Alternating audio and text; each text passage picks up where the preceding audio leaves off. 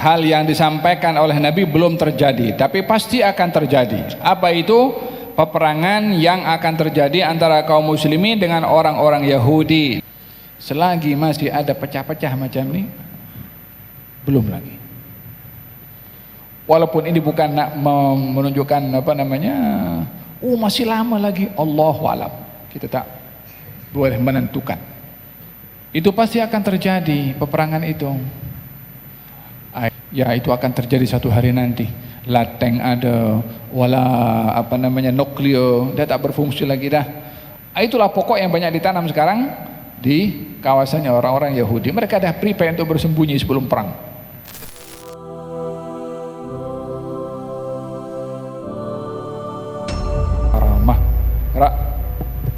وبه لهي قال حدثنا عن أبي هريرة رضي الله عنه أن رسول الله صلى الله عليه وآله وسلم قال لا تقوم الساعة حتى يقاتل المسلمون اليهود حتى يختبئ اليهودي من وراء الحجر والشجر فيقول الحجر والشجر يا مسلم هذا يهودي خلفي تعال فاقتله إلا الغرقد فإنه من شجر اليهودي متفق عليه. Dari Abu Hurairah radhiyallahu anhu bahwasanya Rasulullah sallallahu alaihi wasallam bersabda, hari kiamat itu tidak akan datang sebelum kaum muslimin berperang dengan orang-orang Yahudi, sehingga orang-orang Yahudi bersembunyi di balik batu dan pohon. Kemudian batu dan pohon itu berkata, wahai orang Islam, inilah orang Yahudi berada di belakangku, maka datanglah kemari dan bunuhlah ia, kecuali pohon ghargat, sejenis cemara, kerana pohon itu adalah pohon orang Yahudi. Riwayat Bukhari dan Muslim. Aywa, ini bahagian daripada tanabbu'at, hal yang disampaikan oleh Nabi belum terjadi, tapi pasti akan terjadi. Apa itu? Peperangan yang akan terjadi antara kaum muslimin dengan orang-orang Yahudi, di mana orang-orang Yahudi akan bersembunyi di bawah di belakang batu dan pokok. Dan setiap dia bersembunyi di belakang batu dan pokok, batu dan pokok itu akan berbicara, ya muslim, wahai muslim, di belakang saya ada Yahudi, datangilah ia dan bunuhlah ia. Dia tak mengatakan ya Arab, dia tak mengatakan ya Ajam, dia tak mengatakan wahai yang datang daripada Nusantara atau yang datang daripada Afrika, wahai yang rambut panjang atau rambut keriting, wahai yang berbahasa Arab atau berbahasa Malaysia atau berbahasa Afrika. Ya muslim. Bila orang Islam itu pemerintahannya adalah pemerintahan semua itu di bawah kepimpinan, sama rata kedudukannya di bawah seorang pemimpin yang berkuasa secara keseluruhan, ya, baru itulah akan terjadi peperangan yang sebenarnya. Dalam hal ini Nabi mengatakan, itu pokok, itu batu akan panggil ya muslim. Tidak lagi paspor menjadi pembeza.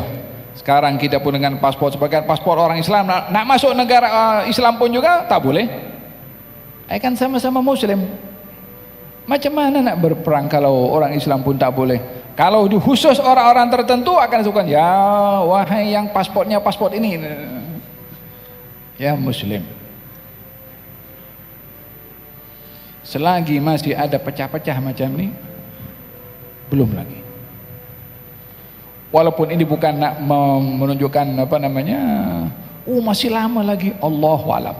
Kita tak boleh menentukan. Tapi intinya, ya muslim. Bila tidak ada lagi perbezaan yang membezakan antara Arab dengan bukan Arab, bangsa dengan bangsa lain. Faham dong? Itu pasti akan terjadi peperangan itu. Pokok berbicara, batu berbicara. Yang diajak berbicara orang Islam. Lah kira-kira jarak antara pokok dengan batu dengan muslim yang dipanggil itu kira-kira jaraknya ada berapa kilometer?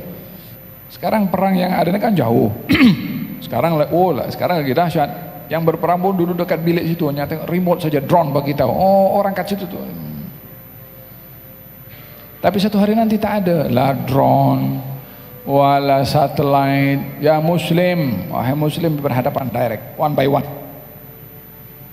Itu pasti akan terjadi. Mana boleh Habib, sekarang kan juga canggih dengan teknologi apa? Iya. Suasana sebelum adanya teknologi dengan peperangan yang terjadi dalam jarak dekat one by one bermusuh, kemudian bertukar dengan peperangan secara jarak jauh dan peperangan yang berbentengkan dengan macam-macam benteng. Dalam Al-Quranul Karim apa itunya?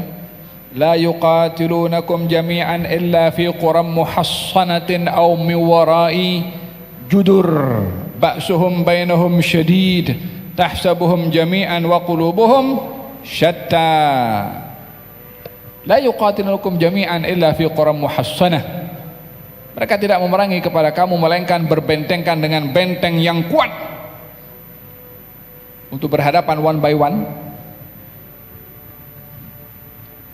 Mereka tidak berani, atau akan berhadapan juga tapi bersembunyi di belakang judur, benteng, di belakang tembok. Kalau sekarang kan orang tuh kalau sekarang berperang tuh kan lori dulu besar, wala tank, mereka dari belakang tuh, kan? Tapi tanknya di depan dulu. Coba orangnya depan situ. Warai judur. Ya itu akan terjadi satu hari nanti. La tank ada, wala nuklir, dia tak berfungsi lagi dah. Kalau pada waktu itu nuklir ada, lalu bagaimana nak berhadapan itu batu bagi ya Muslim, di belakang saya ada ya Yahudi, datang dia. Kalau ada itu nuklir kan hantar daripada jauh saja. Itu pasti akan terjadi bila Allah. Tapi dengan kita punya iman dan percaya bahwasanya yang berbicara ini adalah Rasulullah, yang tidak berbicara daripada hawa nafsu, tetapi itu wahyu, pasti akan terjadi. Kita tengok atau tidak, bukan kita punya keupayaan dan kemampuan untuk menentukan. Kecuali satu pokok namanya pokok gharqad. Pokok gharqad ini pokok yang sedang ditanam. Pokoknya itu rindang dan bau. Itulah pokok yang banyak ditanam sekarang di kawasannya orang-orang Yahudi. Mereka dah prepare untuk bersembunyi sebelum perang. Mereka pun percaya juga.